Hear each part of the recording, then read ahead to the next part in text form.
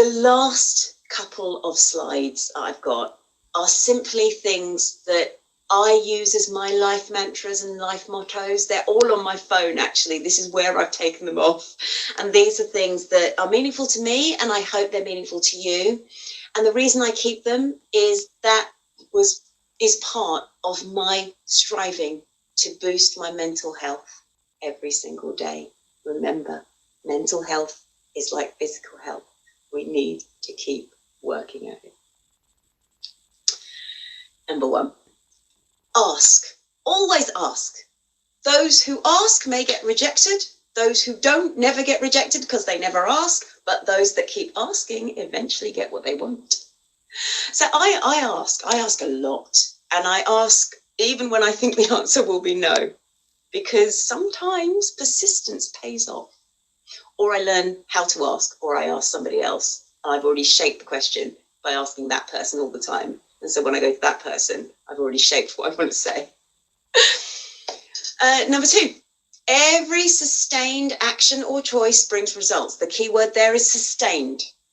We might do something one-off, we might do something once, and that's fine.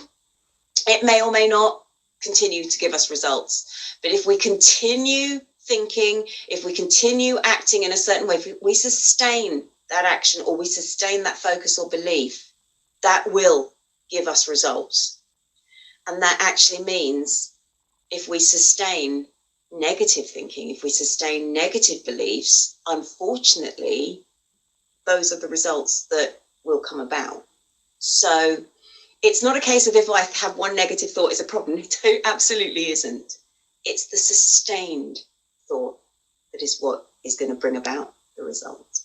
So try and sustain healthy, positive, effective thoughts. And remember, this is a marathon for mental health. It's not a sprint.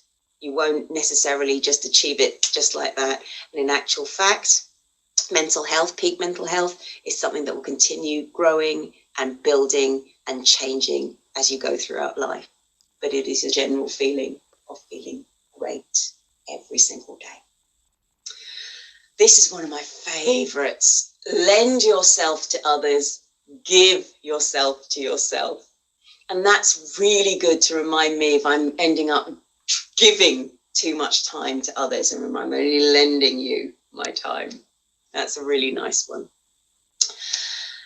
This is the point that I've made a lot during today's session. Your brain's job is to protect you, not to make you happy. It's also to be efficient, not effective.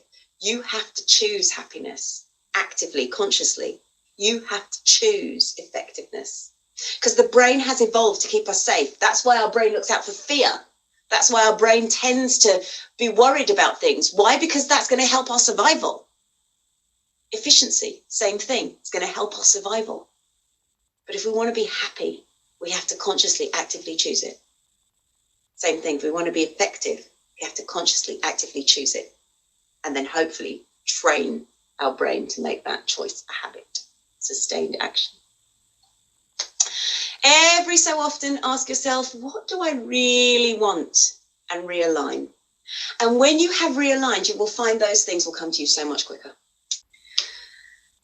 Now, this is an interesting one. To change your beliefs, you must change your self-talk and or choose your environment with more care. Now, what that actually means is our beliefs are a product of the self-talk, the voice in our head, and a product of those around us. If we are not happy with what we believe, we need to change what we say to ourselves, and maybe we need to choose those who we listen to a little bit more carefully. And those two can be done consciously, actively. It's hard, but it's doable. Mistakes are inevitable, but learning is optional. And I would always urge you to go for learning, because then a mistake is simply an experience. It's nothing to be ashamed of. It's just something that will help us grow. And in actual fact, you'll start being grateful for it because you have been able to grow. When solutions to our problems require the cooperation of others, you cannot force them, but you can try your best to invite the help you need. Now, what I mean by that is what I talked about earlier. When you're asking for help, make it easy for us to help you. Make it easy for other people to help you. Make it easy to be helped. So that might be setting out exactly what you need, being clear about what you're asking, all of those things. And actually, sometimes it might even be offering help in return, making you the type of person that other people want to help because you'll help them too. So make it easy for people to want to help you. When one is ready for a thing, it puts in an appearance. What that means is simply keep making yourself ready. Don't put things off until the next day, because you might end up missing out because you just simply weren't prepared. Just as an example of this, it would be going online for lectures. I ensured that before this term even started, I was able to stream live classes without having any connection errors. So when not even the opportunity, when I was asked, can you do this? I was able to say, yes, definitely. Future thinking, be aware, prepare yourself. And if you can prepare yourself for what you want, that's even better. And finally, you are right where you're meant to be. And as I said last week, if you're looking for a sign, this is it. Trust in yourself. And as the last word, go out, enjoy life. Make a commitment to work to boost your mental health, your inner strength, your emotional fortitude, and claim your personal power every single day, because that is the way to be mentally healthy. It is not just about removal of suffering.